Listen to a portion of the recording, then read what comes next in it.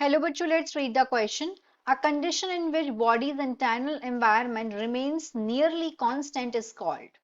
बोला गया है एक ऐसी कंडीशन जहां पे बॉडी का इंटरनल एनवायरनमेंट रिमेन रहता है कांस्टेंट, मतलब कांस्टेंट रहता है, उसको क्या बोलते हैं? फोर ऑप्शन है। A is hematoma, B is hemostasis, C is hematopoiesis, D is homeostasis.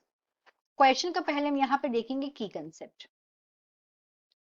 की concept of this question is, यहाँ पे की कंसेप्ट है बॉडी, यहाँ पे की कंसेप्ट होगा इंटरनल एनवायरनमेंट बॉडी का, bodies internal environment, internal environment, this is the key concept of this question.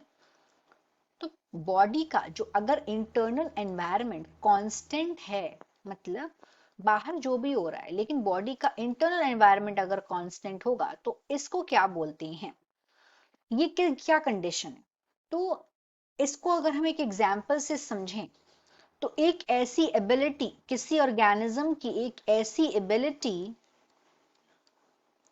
Ability जहां पे उसकी बॉडी का वो मेंटेन कर पा रहा हो, एबिलिटी टू मेंटेन, ऐसी एबिलिटी किसी ऑर्गेनिज्म की वो मेंटेन कर पा रहा है internal stability, internal stability, body की इंटरनल स्टेबिलिटी को वो मेंटेन कर पा रहा हो।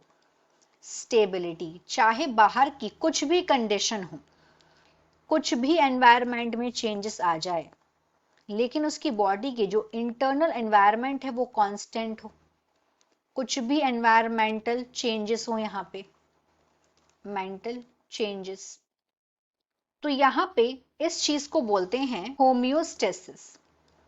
This ability is called homeostasis. अगर हम इसको एक एग्जाम्पल से समझें कि ऐसा क्या है जब इंटरनल एनवायरनमेंट कांस्टेंट होगा, बाहर चाहे जो भी हो रहा हो, तो हम ह्यूमन बॉडी में इसका एग्जाम्पल दे सकते हैं इंटरनल बॉडी टेम्परेचर।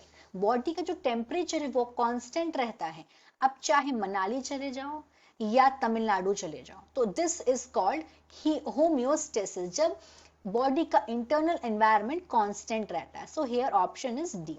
बाकी के ऑप्शंस क्यों करेक्ट नहीं है, इन्हें भी देखते हैं।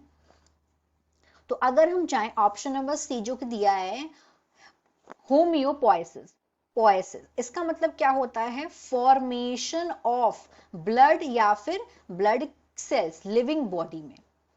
तो जो फॉर्मेशन होता है, the process of formation of blood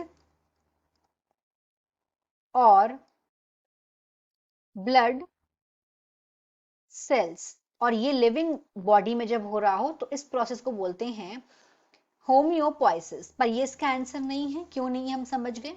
option number C में दिया हुआ है यहाँ पे होम्योस्टेसिस। होम्योस्टेसिस ये बॉडी की नॉर्मल रिएक्शन होती है किसी इंजरी से, जिसकी वजह से ये रिएक्शन क्या करती है? स्टॉप कर देती है ब्लीडिंग को और अलाउ करती है बॉडी को, जिससे बॉडी जो रिपेयर हो सके उस इंजरी के लिए। तो क्या है ये स्टॉप करती है ब्लीडिंग को, ब्लीडिंग को। This is not the answer. First वाले पे आते हैं। फर्स्ट वाले में दिया है हीमाटोमा। हीमाटोमा मतलब क्या होता है? ये ये एक मोस्टली क्लॉटेड ब्लड फॉर्म हो जाता है। यहाँ पे क्या हो रहा है इस प्रोसेस में? यहाँ पे क्लॉटेड ब्लड फॉर्म हो जाता है, किसी भी ऑर्गन में हो सकता है, किसी भी टिश्यू में हो सकता है, किसी भी बॉडी स्पेस में हो सकता है। ये क्या करता है? ये जनरली इसका रीजन क्या होता है? अगर ब्लड वेसल्स ब्रोक हो जाए या किसी सर्जरी की वजह से डैमेज हो जाए या कोई इंजरी हो जाए, ये कहीं भी हो सकता है बॉडी में, एनीवेयर, इनफैक्ट ब्रेन में भी हो सकता है, but this is not the answer. So in this question, the final answer is D, that is homeostasis. Hope you understood it well. Best of luck.